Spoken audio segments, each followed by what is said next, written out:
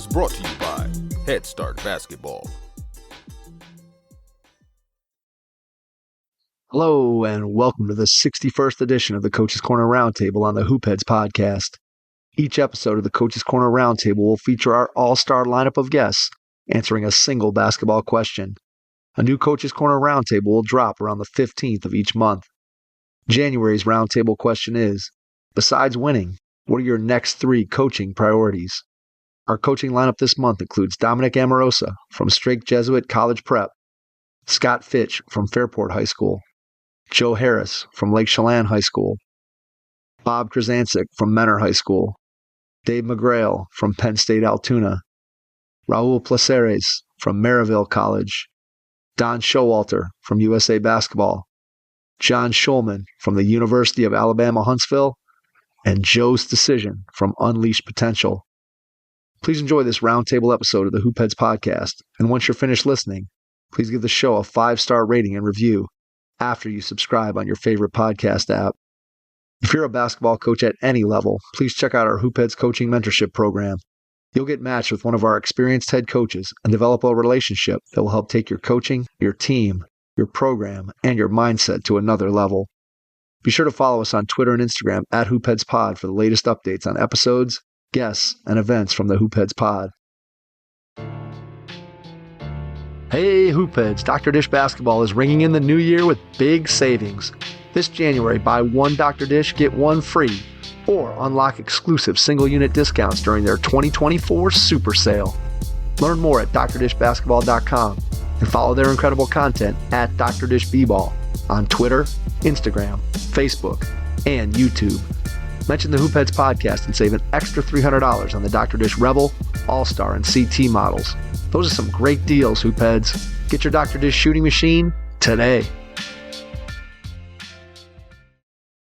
Hi, this is Jack Agostino, head boys basketball coach at Bayshore High School in New York, and you're listening to the Hoopheads podcast.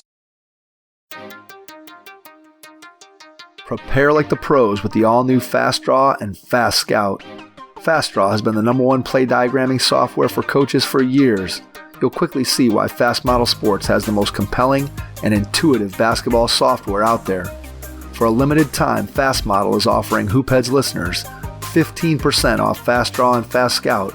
Just use the code HHP15 at checkout to grab your discount, and you'll be on your way to more efficient game prep and improved communication with your team. Fast Model also has new coaching content every week on its blog, plus play and drill diagrams on its Playbank. Check out the links in the show notes for more. Fast Model Sports is the best in basketball. Let's hear from our panel about their 3 biggest coaching priorities besides winning. Dominic Amorosa, Strake Jesuit College Prep in Houston, Texas. Dominic Amorosa from Strake Jesuit in Houston. 3 next coaching priorities after winning is development of the person, teaching of life lessons, and building of a team where kids and players are excited about someone else's success. Scott Fitch from Fairport High School in New York and USA Basketball. Hoopheads, this is Scott Fitch from Fairport High School and also USA Basketball, responding to the topic, besides winning, what are the next 3 coaching priorities? And I think they change throughout the season. So I'm going to refer to the priorities at this point in the season, which is just past halfway. Number 1 is, are we improving? I think everybody wants to peak at the end in the playoffs. But to do that, you got to be improving throughout the year. And so not only team-wise, but individuals, are they getting better? Is the bottom of your bench getting better? Because if they're not, then practices aren't getting better. And I'll always do a deep dive analytically right now. I'll look at what's causing us games or what's making games difficult to win. Is it because of our turnovers, giving up offensive rebounds? Is our baseline out of bounds? Efficiency? What is it? And then get better at them and put focus and practice to those. Number 2, what's the care factor? Like, is this team all in? Are the guys on the bottom of the bench totally engaged? Are they having fun but also competing at a high level? And if that care factor is not high, then I don't think you compete at your best at the end of the year. The teams that care more, they win more. And so I make sure that our care factor is very high. And then the third thing would be I reassess myself. At this stage, this is the grind of the season. What am I doing to stay fresh, to stay positive, to really embrace this team? Some seasons are harder than others on that. And I think that I always try and transition the leadership of the team to the players around this time. I think the best teams are the ones that are, player driven. And so that's a focus of mine at this point as well. I hope you guys have a great rest of your season. Take care. Joe Harris, Lake Chelan High School, Lake Chelan, Washington. Hey Hoopheads, this is Joe Harris with this month's roundtable question. Besides winning, what are your next 3 coaching priorities?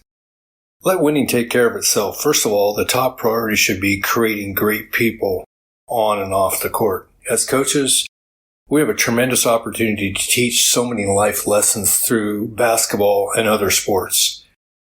You can teach them to show up on time, to say please and thank you. Are they reliable, trustworthy, and devoted to others? We shouldn't waste this opportunity to help our athletes be better men or women. Secondly, you need to invest in your players. By getting to know your players away from the game, coaches can develop lifetime relationships, and you can send a clear message that first and foremost, we are going to know and value one another, wherever that may be. Thirdly, I believe it's about the long run. Keep the bigger picture in mind. Work on the fundamentals and the basic things in your program. Your focus should not be on winning games, but on building great teams and letting the outcomes speak for themselves. As a coach, just pour yourself into your players and be transparent with them. Tell them when they're wrong, correct them, and then love on them, and make sure they understand how they have to prepare themselves to be successful. Thanks for having me on. I hope these thoughts can help you in some way, and best of luck to you all as your season progresses. Bob Krizancic, Mentor High School, Mentor, Ohio. Coach Bob Krizancic, Mentor High School. Besides winning, our 3 priorities, definitely number 1 is effort. We want to be the hardest working team and to be in better shape than anybody in the state of Ohio. Second, definitely would be execution. Anything that we run press breaker wise, sets, OBs, we want to make sure that we execute and know first option, second, third, fourth. Third, building relationships.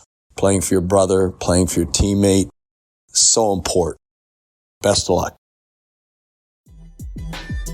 David McGreal from Penn State, Altoona. What's going on, everybody at Hoopheads Nation? Coach McGreal, Penn State, Altoona here with today's, this month's round table question. Besides winning, what are your 3 priorities as a coach? Obviously, the first one that I would think of at the collegiate level is making sure these young men graduate, get a degree, understand what they're really here for, and that's to get a college education. Second thing that priority that we have is to try and prepare these young men to be, successful outside of basketball, and once they're done playing basketball and moving on into society as a well-rounded individual, hoping we can help create young men that are positive influences on society. And the third thing really is just kind of encompasses all those, and that's, build relationships. I said this before, being able to share these young men's lives after they've left, getting letters back from them about things that you might have said to them years ago that they're still putting into effect today, be invited to weddings and, seeing your former players have families of their own and things of that nature is just as important as winning. So, again, building relationships. So graduating college is 1. 2, making sure that they're ready to be positive influences on society. And 3, just hoping to build lasting relationships that extend beyond our years here as a player coach. All right, guys. Hope you guys have a rest of the year for you, and we'll talk to you soon. Hey coaches, we know you're invested in the next generation of athletes. So why not give them the star treatment this season with Game Changer? Introducing Game Changer, a free app that provides you with data to make strategic coaching decisions and to deliver memorable moments to your team and its fans. Engage your players, empower your coaching decisions, and give parents the thrill of watching every play unfold in real time this season. Download Game Changer now on iOS or Android. Game Changer equips your team with the tools they need to succeed. Download it today and make this season one for the books. Game Changer. Stream, score, connect. Learn more at gc.com/hoopheads. That's gc.com/hoopheads.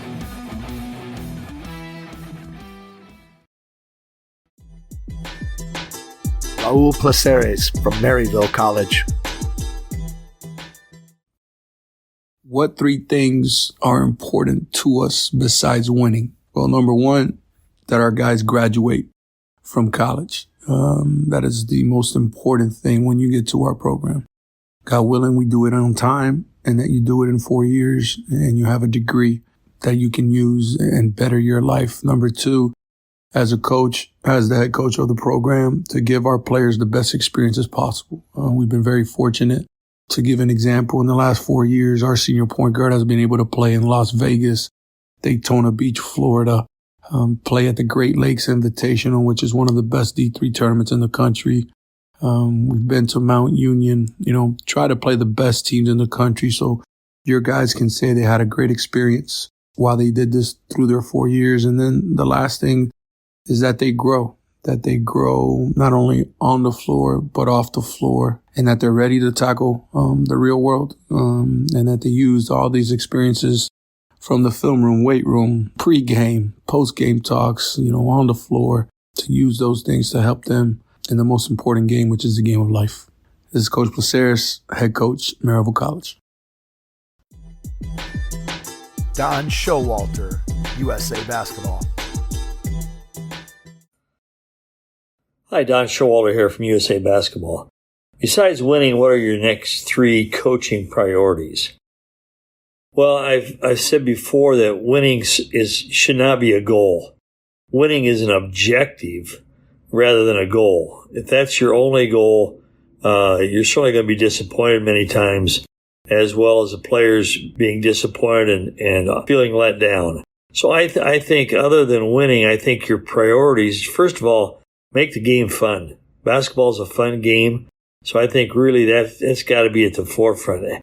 Make it a fun experience for all the players, 1 through 15, not just your top 5 or 6 or 7. Number two, build relationships. I think relationships at the end of the day are what really carries you as a coach and carries your players in order to make them a much better player. And I think third then is make it so you enjoy the journey. It's a journey, and that's a coaching priority, is to enjoy that journey each and every day, to get better, to have an emphasis on getting better with the players. And I think this has to be a coaching priority. So I would say those are the top three in my estimation. John Shulman, University of Alabama, Huntsville, and the 720 Sports Group.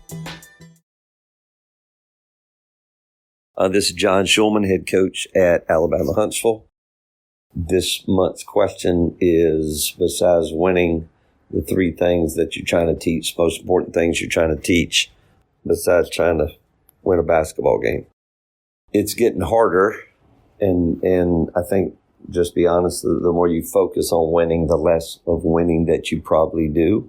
So I think focusing on the other things are probably way more important than focusing on winning. But the first thing is, to me, you got to make sure that these young people are able to fight through adversity. We talk about all the time, losing a basketball game is one thing. How you're going to react of it. What are you going to do when you have a tough day at work and you got a wife and 3 kids? Are you going to get in a fetal position and bag it? Or are you going to keep on battling through it? And and find a way to go back to work, and your boss yells at you, and the same thing as the coach yelling at you, and how can you fight through adversity? So that to me, that's, I understand.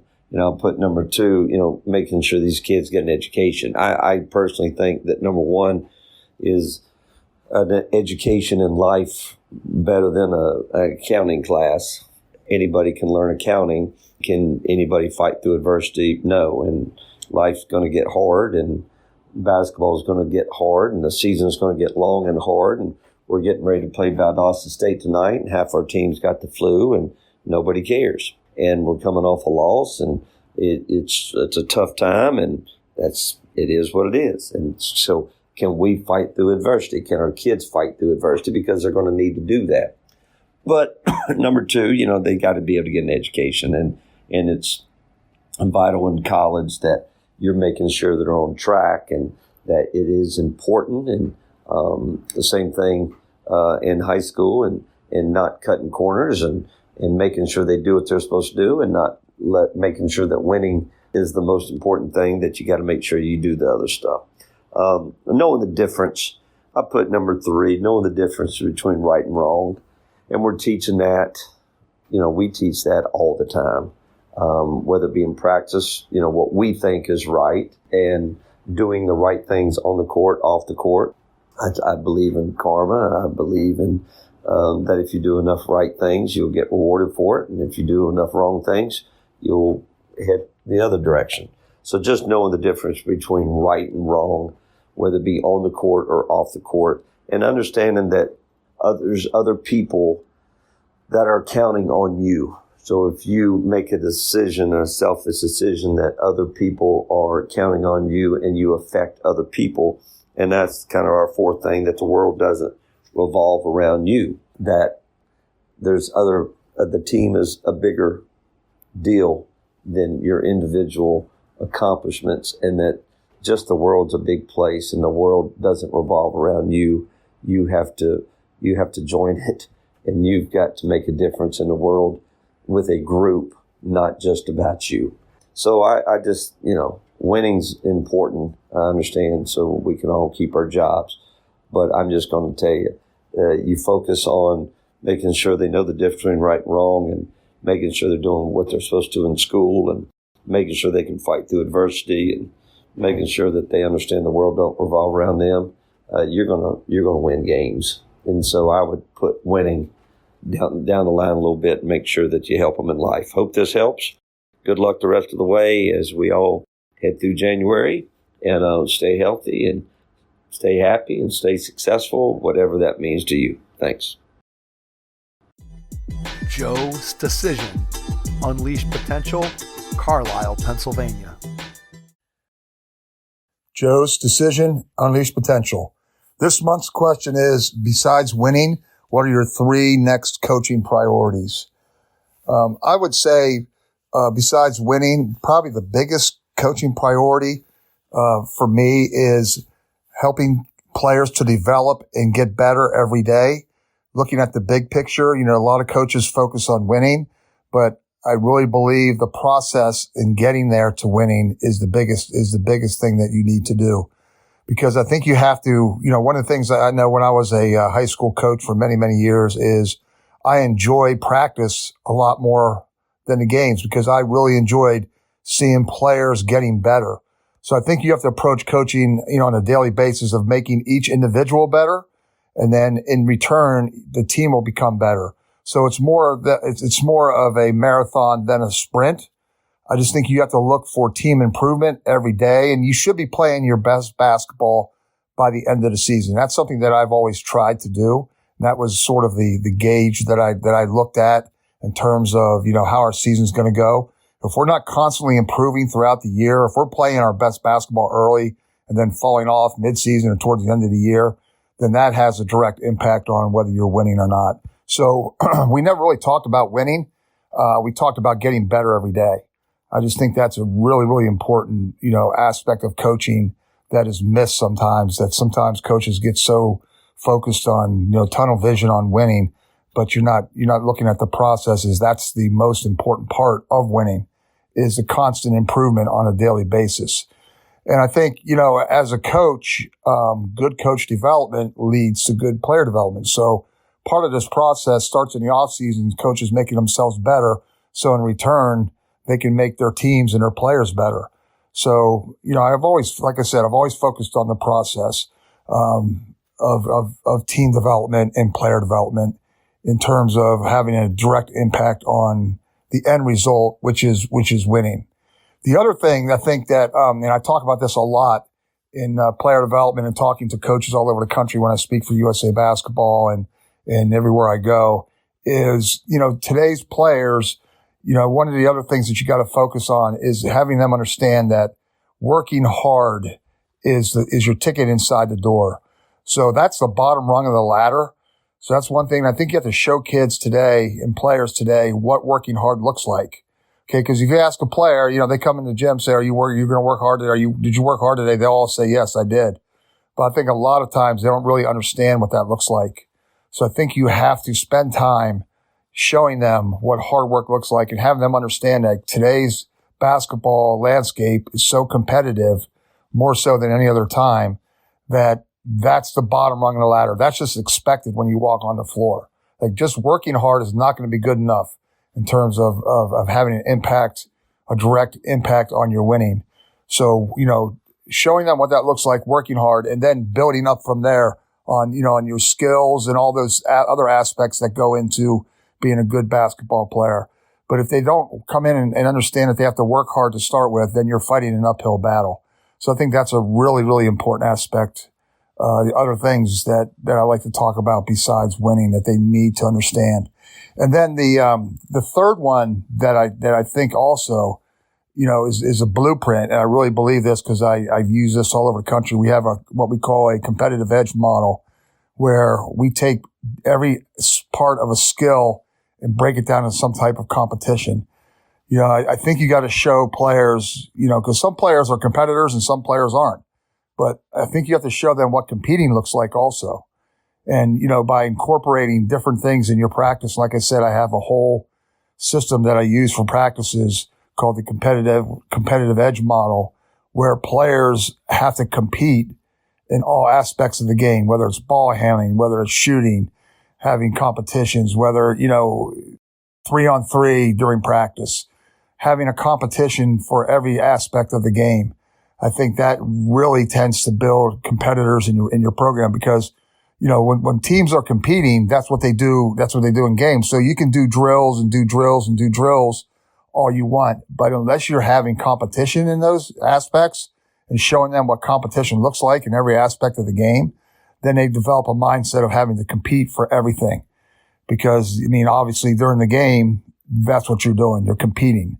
So I think that you really have to incorporate competition into whether it's, going against someone, going against the clock, whatever the case may be, there has to be some type of competition and as much competition as possible if you want to have more success in terms of winning.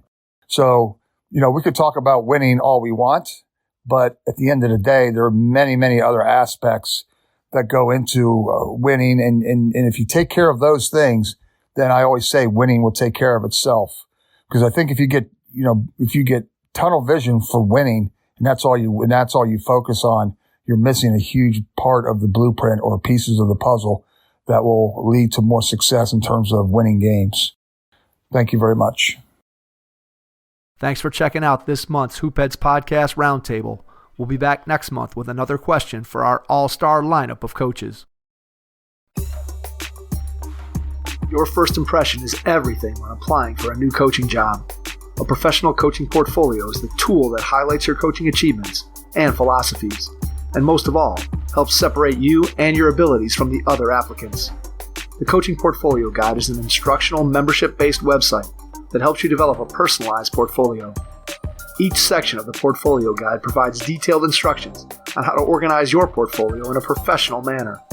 The guide also provides sample documents for each section of your portfolio that you can copy, modify, and add to your personal portfolio. As a Hoopheads Pod listener, you can get your Coaching Portfolio Guide for just $25. Visit coachingportfolioguide.com/hoopheads to learn more.